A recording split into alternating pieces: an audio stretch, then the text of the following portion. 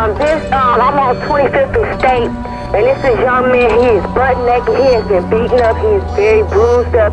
He can't stand. He's study fall out. He is butt naked. He has no clothes on. He was really hurt. And I ain't got no corner on him. I just seen him, and he needs some help. On 25th and State, the corner of 25th and State. He's just on the corner at the street? Yeah, he in the middle of the street. He fell out. We tried to help him. Some people trying to help. This is a 14-year-old generic synthesophone, and he is the man's 13th victim. Jeffrey Dahmer. What distinguishes this case from the notorious killer's 16 other victims are the heartbreaking circumstances surrounding it. You see, Samsak was fortunate enough to escape Dahmer's grasp. Only 3 years later Dahmer went on to capture Chimeric, who also managed to escape. But the failures by law enforcement to protect one of their citizens meant Dahmer was allowed to take him back to his house of horrors and early death. The tragic story of Jeffrey Dahmer's murder of a 14-year-old boy. I wish I could have just found a brick or a stick that night and never called the cops and just knocked them out and taken the boy. I could have taken them and then he could have recovered and his family would not have had to go through what they had to go through. By 1991. The synthesophone family had been living in Milwaukee for over a decade after fleeing repression in their home country of Laos. When the father's cell phone was threatened with losing his rice farm, he took his family and fled to Thailand in 1979, where they spent a year living in a refugee camp. They would move to America in 1980, where they would join family. Already thriving with Laos and immigrants, the family adapted to the American way of life fairly quickly, with the children becoming fluent in English and those old enough taking jobs to earn their way. However, this family's American dream was about to turn into a nightmare in 1988 as Jeffrey Dahmer began a campaign of terror against them that would last 3 years but last a lifetime when can. The offer came from Dahmer, who wanted to take Samsak home and shoot pictures of him for money. The assignment, however, had a nasty twist attached. Samsak had to pose naked while he was there. Eric's brother was only 13 and still an innocent youngster. Fortunately, Samsak escaped and reported it to the police after being treated in the most disgusting manner and given drugs to make him easier to control. The story of the synthesophone family with Jeffrey Dahmer should have ended when he was apprehended for his twisted crime and found guilty of second-degree sexual assault and luring a minor for immoral purposes. However, the first of many absurd decisions or failures by the authorities meant that this was only the beginning. Many more families were about to experience heartbreak after Dahmer's release, as he claimed 12 victims over the course of the next 5 years, continuing his murderous spree. Before long, one family would have to confront the terror of one of the world's sickest men once again, a terror they had no idea was coming. Police claimed they informed the synthesophone family of Dahmer's early release, but the family disputes this claim.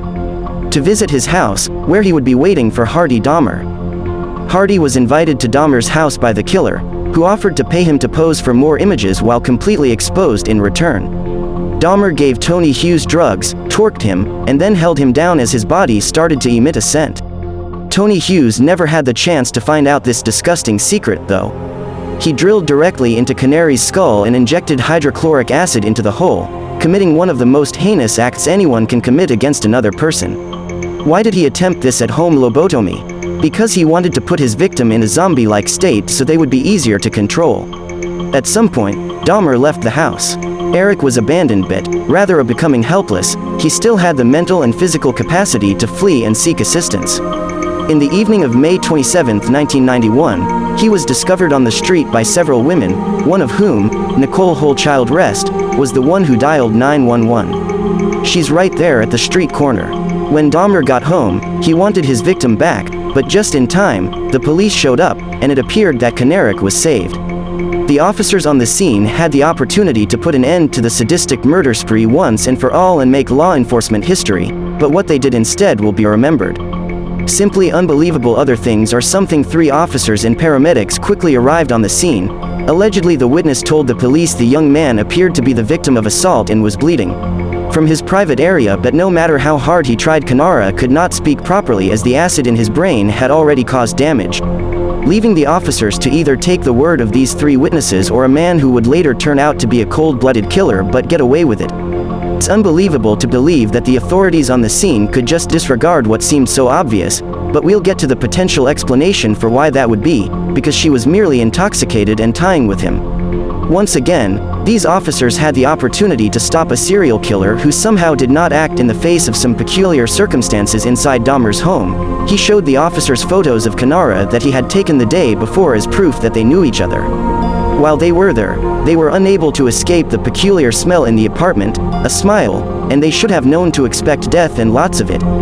There were still several victims present in Dahmer's flat, and it should have been the officer who investigated the stench and discovered his blood secret. It's possible that the officer saw Tony Hughes' body on the floor or at least saw something that needed a closer look. Instead, they sentenced a 14-year-old to an early grade and they left right away. How long would it take from the game, and then it was this time the acid in the room? Dahmer himself has claimed that the officer looked into his bedroom where the smell seemed to be coming from but did not investigate further. The boy's body was mutilated, taking away all of his dignity, and to an innocent life that should have been saved more than once. A few months later, Dahmer was apprehended after his final victim managed to escape and call the police. Our newscast begins with a graphic narrative. The remains of several men, including Konerak's skull, were discovered inside an apartment on Milwaukee's north side. For his crimes, he would spend the rest of his life in prison, which should at least provide the families of his victims with some closure. However, the synthesophone family will never forget their encounters with Konerak. Why didn't the police act on what those witness cases and their own eyes witnessed that night regarding one of America's most demented men who abducted one of their kids and left another permanently scarred? I'm angry, scared, and hurt because some of these kids. Two of my news, the family filed a lawsuit claiming the department had shown discrimination against certain groups in the community, in this case anyone who is an ethnic minority or LGBT citizens.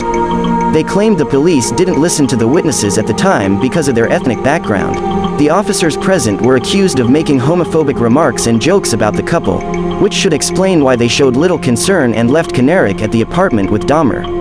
Police radio conversations may just reveal how these officials felt about the situation, as an inebriated Asian man was returned to his sober boyfriends. These officials' feelings would not go unnoticed by others, as the story that's breaking here this afternoon in Milwaukee suggests. Their employment should not be terminated, and they shouldn't be suspended with pay. I have no idea what is going on, but they ought to be fired because it endangers life. The officers were fired but later reinstated in a contentious decision. The synthesophone family settled with the city for almost $1 million, and they experienced more heartbreak than most people could ever imagine. As a result of their encounters with one of the world's most evil people, they will never be the same. David Dahmer, what do you think? Let me know in the comments, and if you enjoyed this video, please like and subscribe for more.